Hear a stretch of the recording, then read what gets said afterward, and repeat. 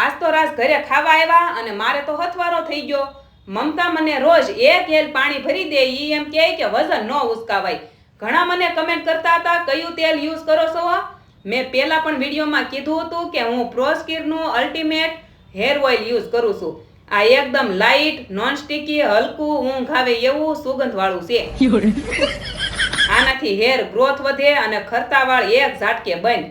મારે પેલા બહુ ખરતા એટલે છે ને હવે તો વાંધો નથી આવતો, કેમ કે આ તેલથી રિઝલ્ટ મળે છે.